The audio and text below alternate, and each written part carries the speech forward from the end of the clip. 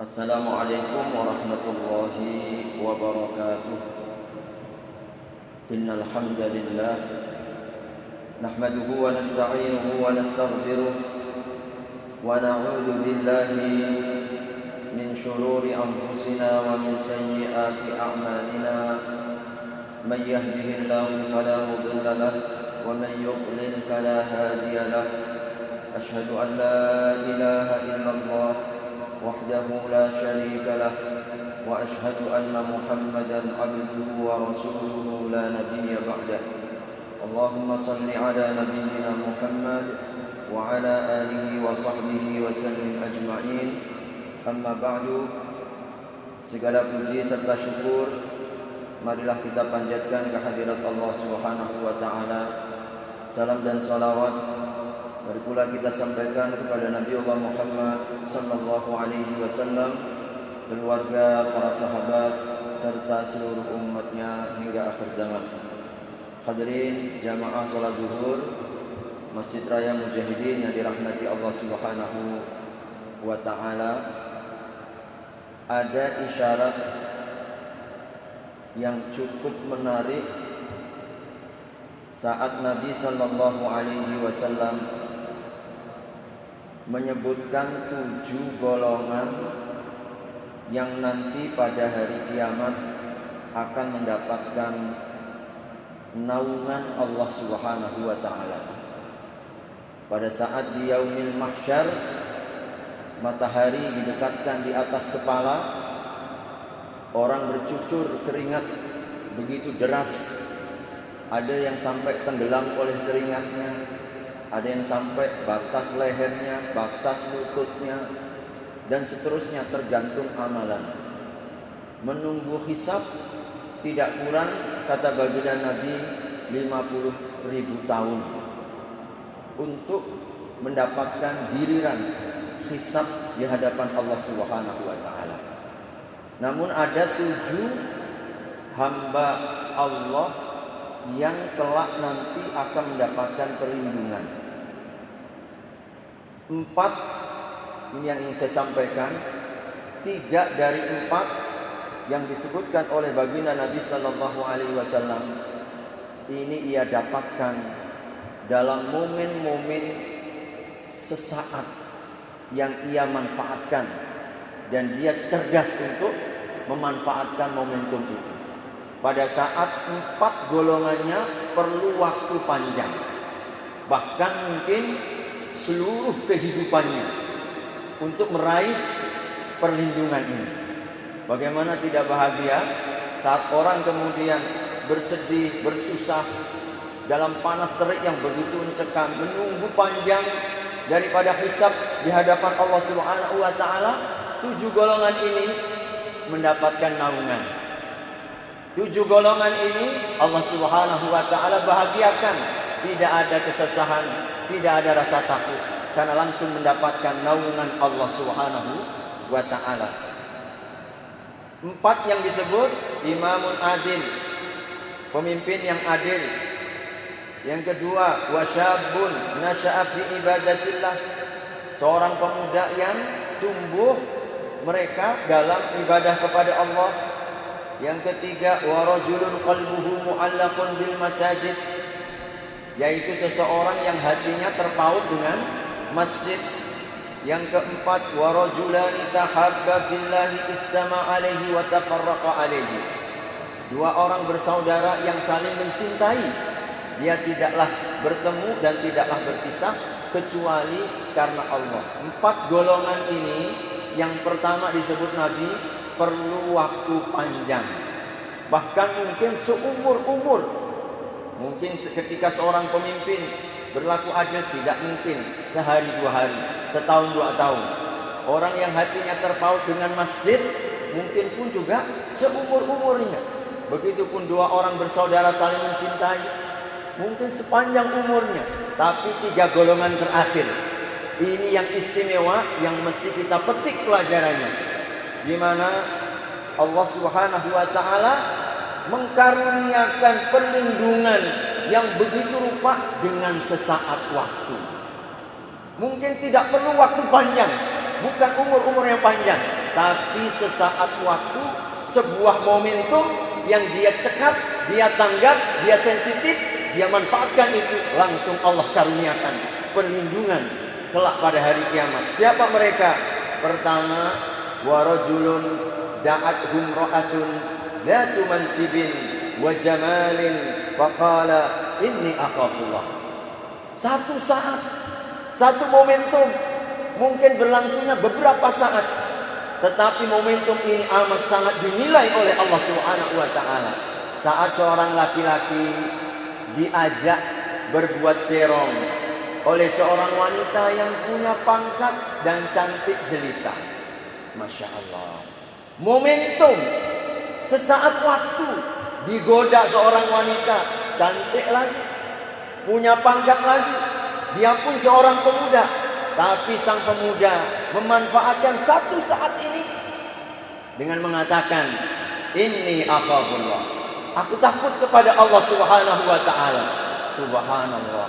Satu saat yang ia berhasil mengalahkan imamun adil yang mungkin sepanjang-panjang hidupnya, mengalahkan seorang pemuda yang terus hatinya terpaut dengan masjid, mungkin waktunya panjang, tapi ini sesaat waktu, momentum yang mungkin berlangsungnya beberapa saat saja, lalu kemudian dia selamat.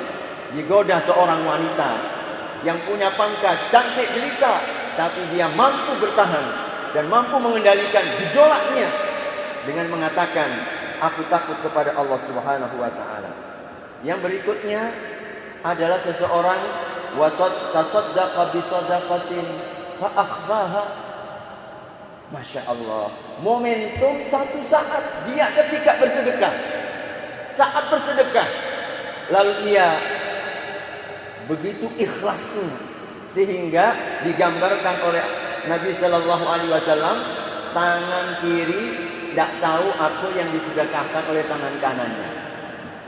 Momentum, Pak, sedekah beberapa detik ya. Ketika dia bersedekah beberapa saat, tapi dia betul-betul menghadirkan saat sedekah ini, meskipun beberapa saat waktunya, tidak perlu 1 hari, tidak perlu 2 hari, tapi dia ikhlaskan. Begitu rahasianya hingga seakan tangan kanannya tidak mengetahui, diterima di sisi Allah. Masya Allah, dapat perlindungan. Nah, yang ketujuh sama, yang disebut oleh Nabi Sallallahu Alaihi Wasallam, wa rajulun dzakarallah khalian. Ada seorang hamba saat sendiri, dia dalam kesunyian berzikir kepada Allah, fafadat aina, menetes kedua matanya karena takut kepada Allah Subhanahu wa taala. Hadirin, inilah yang diisyaratkan oleh para ulama, memanfaatkan momentum. Betapa satu saat, mungkin dalam hitungan detik, mungkin dalam hitungan menit, dia dibahagiakan oleh Allah mendapatkan perlindungan 50.000 tahun. Saat orang dihisab, tapi dia mendapatkan naungan. Subhanallah, saat-saat yang amat sangat bernilai.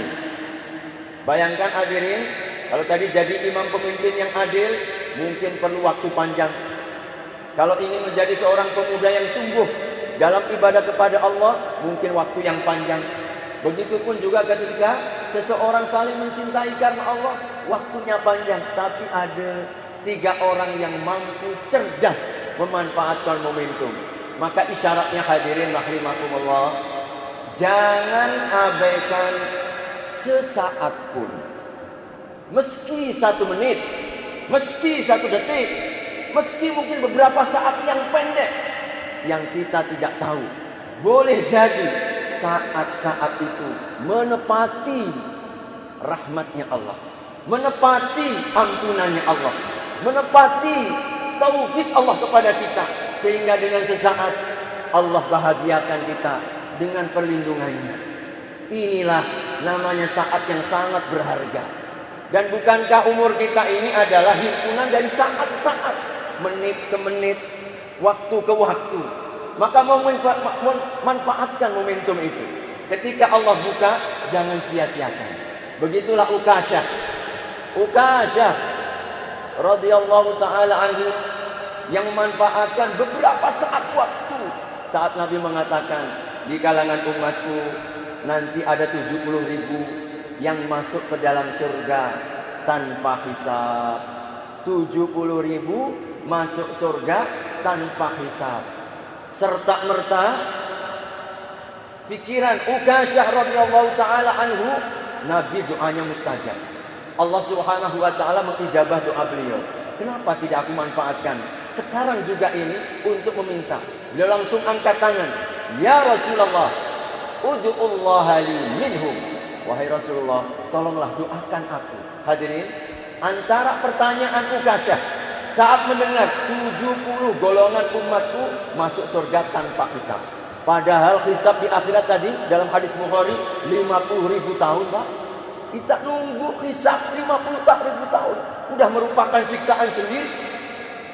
Ukasyah mengantarkan, ya Rasulullah, tolong doakan aku agar aku termasuk di antaranya. Maka Rasul katakan, anta minhum, engkau termasuk di antara golongannya.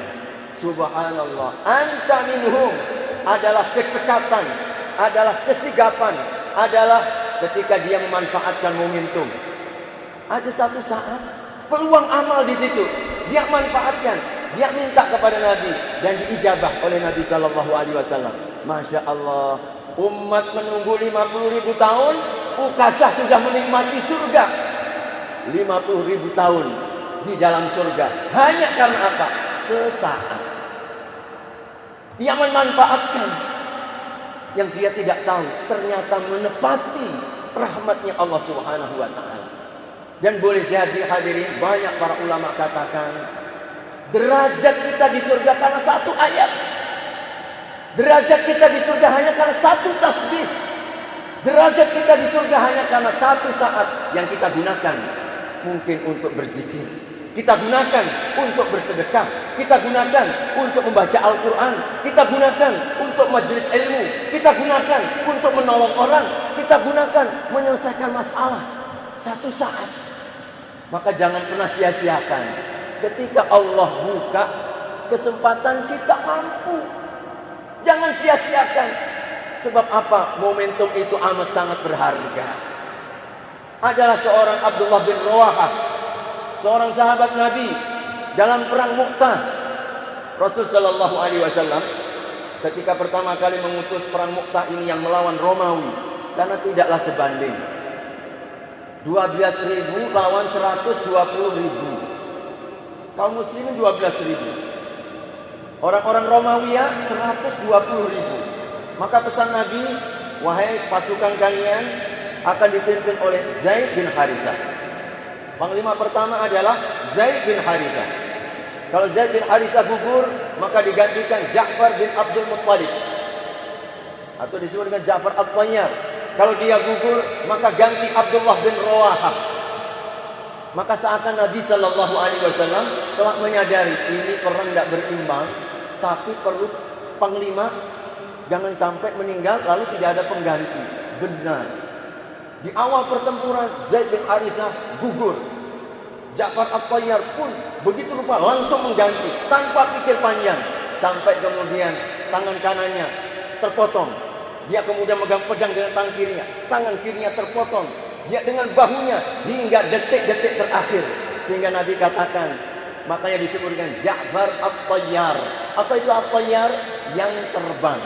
Karena Allah Subhanahu wa taala mengganti, aku diperlihatkan oleh Allah bahwasanya Ja'far At-Tayyar diganti kedua tangannya dengan sayap-sayap menikmati surga Allah Subhanahu wa taala. Kali yang ketiga, ketika Abdullah bin Rawahah melihat dua saudaranya, agak sedikit ragu, agak sedikit bimbang, ada rasa takut ketika hendak masuk menerobos, karena taruhannya boleh jadi nyawa. Subhanallah. Tapi dia meyakinkan, dia mantapkan, akhirnya menembus pasukan dan gugur salah seorang sahabat. Lalu kemudian dimimpikan bahwasanya dalam mimpinya itu Zaid bin Harithah dipersilahkan oleh Allah langsung ke dalam surga. Ja'far At-Tayyar langsung di dalam surga. Namun Abdullah bin Rawahah ditangguhkan oleh Allah. Abdullah bin Rawahah ditangguhkan. Ini yang merasa aneh, ditanyakan kepada Nabi, "Wahai Rasulullah, aku bermimpi sesuatu yang aneh. Mestinya sebagaimana Zaid bin Harithah langsung masuk. Mestinya seperti Ja'far bin Abdul Muttalib langsung masuk. Kenapa Abdullah bin Rawahah ditangguhkan oleh Allah di pintu surga, tidak dipersilahkan secara langsung?" Maka Nabi mengatakan, hadirin rahimakumullah, ini karena beliau berpikir sesaat, ada jedah keraguan, ada kebimbangan, sampai pun kemudian dia yakinkan kau harus menggantikan, meskipun taruhannya nyawa. Hanya beberapa saat, hanya beberapa detik jedahnya, tetapi ternyata karena itu surganya ditangguhkan oleh Allah Subhanahu wa taala. Pentingnya saat, hadirin. Pentingnya waktu, manfaatkan. Kalau tidak zikir, baca Quran, kita doa, zikir, Masya Allah, luar biasa zikirnya. Tidak perlu harus menghadap kiblat. Kita mesti harus dengan berwudu kapan saja, qiyaman wa qu'udan wa ala junubihim. Oleh sebab tanaman-tanaman surga itu ada dengan tasbih. Oleh karenanya hadirin rahimakumullah, manfaatkan momentum. Bukankah seorang wanita penzina diampunkan hanya dengan satu saat? Saat ia tengok ada seekor anjing, langsung diberi, Allah ampunkan dosanya. Satu saat. Maka jangan sia-siakan umur kita ini, sangat-sangat berharga. Meskipun satu saat, mari selalu kita hadirkan. Boleh jadi, ya Allah, azan berkumandang, segera datang. Boleh jadi ampunan Allah menepati aku datang ke masjid. Ada majelis ta'lim, duduk sesaat. Kenapa? Boleh jadi ini Allah ampunkan dosa kita, akan mengangkat derajat kita. Allah bebaskan kita dari api neraka. Subhanallah. Ada peluang membahagiakan saudara kita, bahagiakan meskipun hanya dengan senyuman, karena kita tidak tahu, boleh jadi nanti dia yang mensyafaati kita di hari kiamat. Karenanya manfaatkan setiap momentum, jangan kita sia-siakan. Boleh jadi satu saat itu amat sangat berharga di sisi Allah Subhanahu wa taala, karena kita menepati daripada rahmat, ampunan dan taufik Allah Subhanahu wa taala. Mudah-mudahan Allah Subhanahu wa taala senantiasa mengkaruniakan kepada kita keberkahan waktu, keberkahan umur, keberkahan aktivitas dan usaha, dan menjaga istiqomah kita hingga masa akhir hayat kita insyaallah. Amin ya arhamar rahimin. Demikian yang dapat kami sampaikan. Mudah-mudahan ada nilai, ada manfaat ilmu, dan Allah Subhanahu wa taala mengaruniakan, memudahkan untuk kita mengamalkannya. Kita tutup dengan doa kafaratul majlis. Subhanakallahumma wa bihamdika asyhadu an la ilaha illa anta astaghfiruka wa atubu ilaik. Wassalamualaikum warahmatullahi wabarakatuh.